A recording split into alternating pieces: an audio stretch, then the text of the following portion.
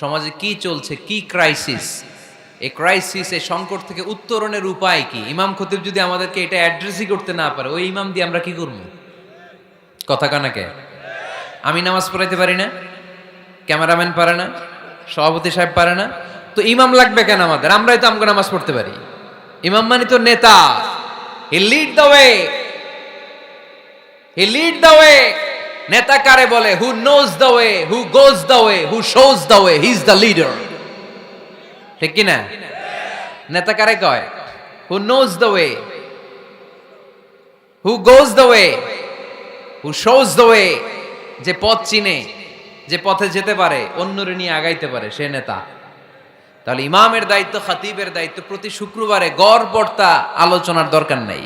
সমাজে কি ক্রাইসিস চলতেছে, ডেঙ্গু, এই ডেঙ্গু অবরোধে, ডেঙ্গুকে ঠেকাতে বিশ্ব ইসলামের কি নীতিমালা ছিল, ওইটা শোনাইতে হবে আমাদেরকে ইমাম সাহেবের। ঠিক কিনা? প্রচন্ড শীতের প্রকোপে কাঁপছে পুরো বাংলাদেশ, শীতকালে বিশ্বনবী কি আমল করছে ওইটা শোনাইতে হবে এখন আমাদেরকে। কথা কয় না? এখন চলতেছে শীত, আপনি খিজির আলাইহিস সালামের গল্প শোনাইতেছেন, হবে? ওই ইমাম খতিবের আমাদের দরকার নাই। কথা কি মাথায় ঢুকতেছে? কারেন্ট ওয়ার্ল্ডে কি চলে, কারেন্ট অ্যাফেয়ার্স কি চলে, ওইটার আলোকে ইসলামের সমাধান কি, ইমাম যদি ওইটা শোনাইতে পারে, হি ইজ আওয়ার ইমাম, হি ইজ আওয়ার খতিব। আওয়ার খতিব should be this qualified personality. এরকম লোক হইতে হবে। তাহলে একটা প্রাণবন্ত মসজিদের যে অবকাঠামো, আপনাদেরকে আজকে মাস্টার প্ল্যানটা দেই। নাম্বার 1, একজন যোগ্য ইমাম, যোগ্য খতিবের দরকার।